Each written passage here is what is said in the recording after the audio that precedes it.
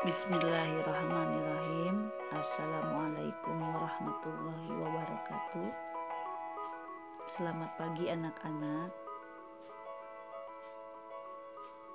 Apa kabarnya hari ini? Semoga kalian sehat semuanya.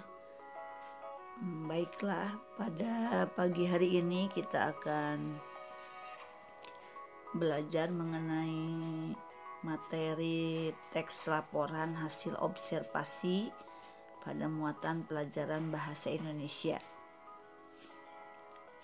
Tentunya kita pernah mengamati atau mengobservasi sesuatu hal, benda, kejadian, ya. Kemudian kita akan melaporkannya dalam bentuk teks laporan, bisa berupa tulisan atau juga bisa berupa lisan. Teks laporan adalah teks yang berisi penjabaran umum, melaporkan sesuatu berupa hasil dari pengamatan atau observasi. Teks laporan atau report ini juga disebut teks klasifikasi karena memuat klasifikasi mengenai jenis-jenis sesuatu berdasarkan kriteria tertentu.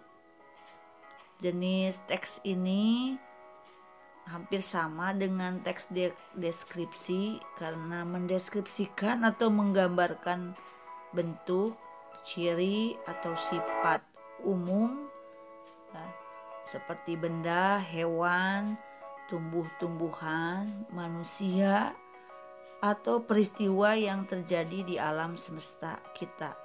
Hanya bedanya pada teks laporan ini harus didukung oleh fakta-fakta. Ciri-ciri teks laporan observasi yaitu 1. Harus mengandung fakta ya.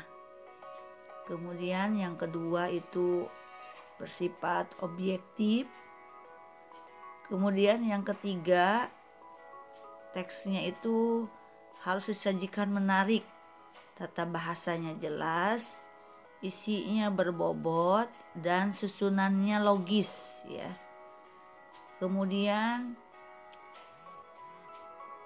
teks laporan observasi juga tidak memasukkan hal yang menyimpang, yang mengandung prasangka atau pemihakan.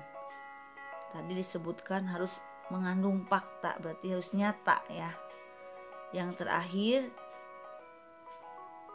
ciri dari teks laporan observasi harus ditulis sempurna dan lengkap. Nah, bagaimana strukturnya susunan teks laporan ini? Itu terdiri dari 3, ada bagian pendahuluan sebagai pembukaan, kemudian ada bagian isi sebagai inti yang menjelaskan fakta-fakta hasil pengamatan kita. Kemudian yang ketiga yaitu bagian akhir penutup. Nah, bagaimana langkah untuk menyusun teks laporan? Langkah yang pertama yaitu tentukan judul laporannya apa. Ya. Kemudian yang keduanya susun kalimat pendahuluan. Kita menyusun kalimat pendahuluan atau kalimat pembukaan ya. Setelah itu kita menyusun kalimat isi laporan. Nah, yang terakhir buatlah kalimat untuk penutup. Bagaimana kaidah ya penulisan teks observasi ya. Yang pertama yaitu harus bersifat global dan universal, menyeluruh ya. Kemudian yang kedua merupakan hasil penelitian terkini, jadi yang terbaru, hasil pengamatan, hasil observasi yang terbaru ya.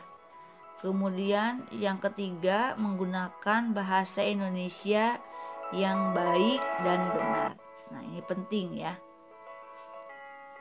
Yang keempat, objek yang dibicarakan atau yang menjadi pembahasan adalah objek tunggal. Jadi satu hal yang diamati apa? Ya, misalnya kita mengamati tanaman.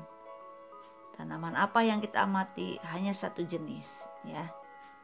Kemudian tidak ada kata penutup dari pengarang.